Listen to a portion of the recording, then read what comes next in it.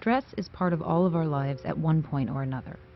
Things can be going along just fine, and then you hit a traffic jam. What is stress? Where does it come from? And how does it affect us?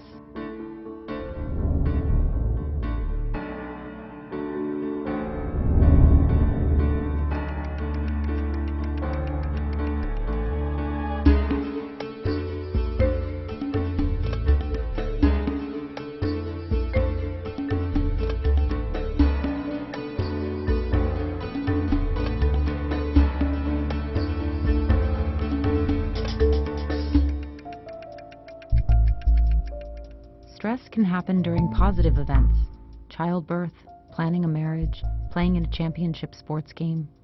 But its nature is generally negative, and in large doses can weaken and then severely impact our immune system and overall health. Even regions of our brain can undergo stress-related physical changes. So where does all of this come from? Stressors are anything in our environment that place demands on a person or threaten their well-being. These can range from cataclysmic events such as natural disasters and terrorism to everyday annoyances that prevent us from doing or getting what we want when we want it. The body's response to stress is influenced by how we perceive the stressor and how much control we think we have to deal with it. In primary appraisal, we assess whether or not an event or situation is threatening. For example, during primary appraisal, you might look at a bill you just received as threatening if there isn't any money in the bank to cover it. During secondary appraisal, we determine whether or not we are in control and if we have resources to deal with the stressor. Using the same example, if you realize you won't get paid before the bill is due, you may feel trapped and unable to cope. It's our perception of whether or not we have control over the perceived threat, will I be able to pay the bills or pass the exam, that influences our response. In the brain, the stress response is centered on a system of interconnected structures that are together called the HPA axis, short for hypothalamus, pituitary, and adrenal. The HPA energizes the body's fight-or-flight response to stressful stimuli and prepares us to take action. Brain activation to a threat occurs in the hypothalamus, which releases neurotransmitters to stimulate the pituitary gland. The pituitary secretes a stress hormone called ACTH, which stands for adrenocorticotropic hormone. ACTH enters the bloodstream and stimulates the adrenal glands atop the kidneys.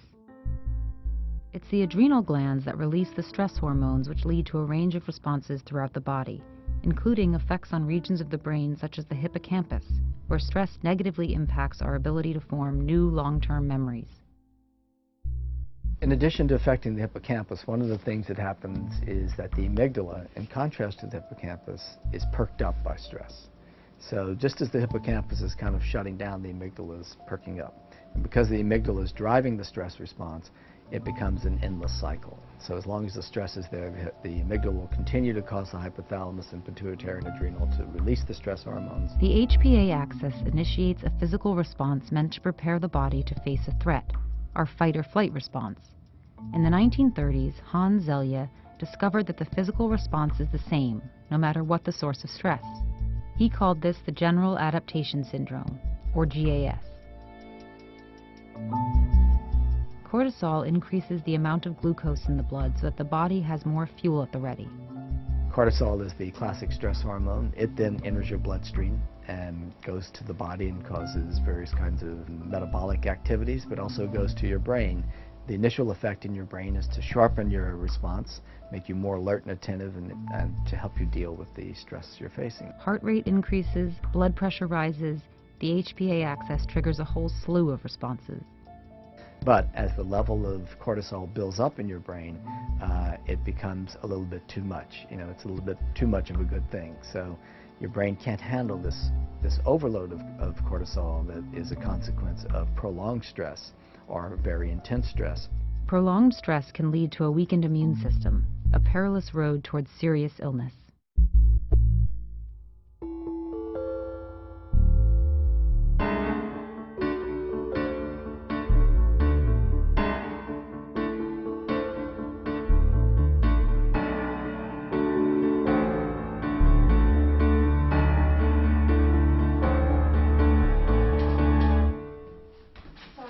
You made it.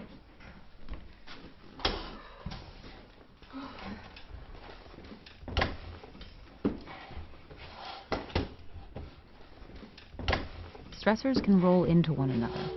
Circulating hormones in the body do not disappear as soon as one stressor is removed. They can color an entire day or longer, affecting mood over time. I'll be right back.